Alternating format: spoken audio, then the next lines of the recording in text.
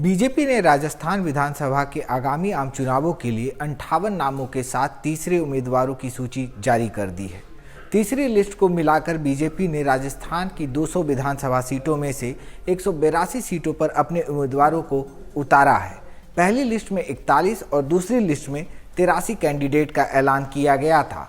अब समझते हैं कि तीसरी लिस्ट के जरिए बीजेपी ने क्या साधने की कोशिश की है।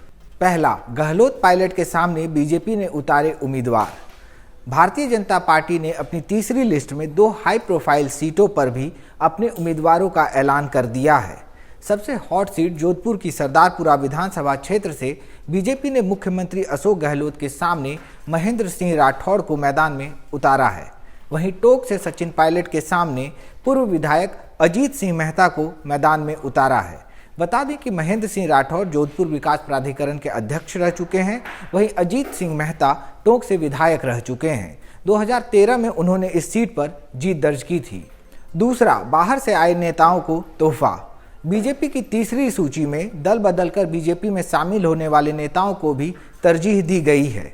इसमें बुधवार को ही कांग्रेस और आरएलपी से इस्तीफा देकर बीजेपी में आए 3 नेताओं के नाम शामिल हैं। कांग्रेस से बीजेपी में शामिल सचिन पायलट के 2 समर्थकों सुभाष मील को खंडेला से और दर्शन सिंह गुर्जर को करौली से टिकट दिया गया है।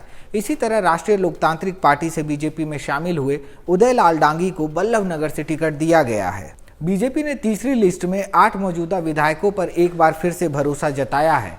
इनमें केशव राय पाटन से चंद्रकांता मेघवाल, रामगंज मंडी से मदन दिलावर, सूरतगढ़ से राम प्रताप कसानिया, फलौदी से पब्बा राम विश्नोई के नाम शामिल हैं। बीजेपी ने 29 विधानसभा सीटों पर हारे हुए प्रत्याशियों और पूर्व विधायकों पर भरोसा जताया है। इनमें 24 पूर्व विधायक हैं।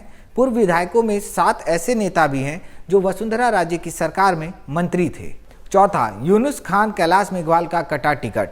बीजेपी की तीसरी सूची में डीडवाना सीट से जितेंद्र सिंह को उम्मीदवार बनाया गया है। यहां से यूनुस खान का टिकट कटा है।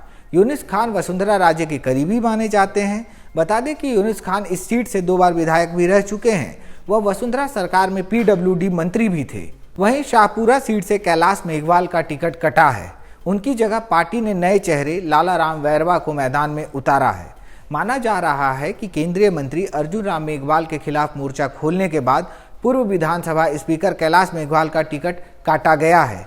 बता दें कि कैलाश मेघवाल ने केंद्रीय कानून मंत्री अर्जुन राम मेघवाल को भ्रष्ट नंबर 1 करार दिया था। वहीं सितंबर में उन्हें पार्टी से भी निलंबित कर दिया गया था। कैलाश चंद्र मेघवाल राजस्थान के बड़े दलित नेता माने जाते हैं। 6 दशकों के राजनीतिक करियर में वे केंद्रीय राज्य मंत्री, राजस्थान विधानसभा अध्यक्ष, बीजेपी के राष्ट्रीय उपाध्यक्ष, 3 बार लोकसभा सांसद और 6 बार विधायक रह चुके हैं। साल 2018 के चुनाव में कैलाश मेघवाल ने शाहपुरा सीट से सबसे बड़ी जीत हासिल की थी। 5वां, हवा महल सीट पर हिंदू कार्ड। बीजेपी ने हिंदू कार्ड खेलते हुए हवा महल से बाल मुकुंद आचार्य को अपना उम्मीदवार बनाया है। दरअसल इस सीट पर ब्राह्मण उम्मीदवारों को सफलता मिलती आई है। इस सीट पर 1980 से 2003 तक लगातार बीजेपी का कब्जा रहा, लेकिन 2008 और 2018 में कांग्रेस ने यहां जीत हासिल की है। पिछले चुनाव में महेश जोशी यहां से विधायक चुने गए थे। बीजेपी ने इस सीट पर अपना उम्मीदवार का ऐलान तो कर दिया है, लेकिन कांग्रेस में फिलहाल मंथन जारी है। अब देखना होगा कि पार्टी एक बार फिर महेश जोशी पर दांव लगाती है या फिर किसी नए चेहरे को तरजीह देती है। बीजेपी ने इस बार नदबई सीट से पूर्व केंद्रीय मंत्री और कांग्रेस के दिग्गज नेता रहे नटवर सिंह के बेटे जगत सिंह को टिकट दिया है। बता दें कि जगत सिंह कामा और लक्ष्मणगढ़ से विधायक रह चुके हैं। 2018 में यहां से बीजेपी की कृष्णेंद्र कौर दीपा ने चुनाव लड़ा था। उन्हें तब बीएसपी के टिकट पर चुनाव लड़ रहे जोगिंदर सिंह अवाना ने 4000 से ज्यादा वोटों से हराया था।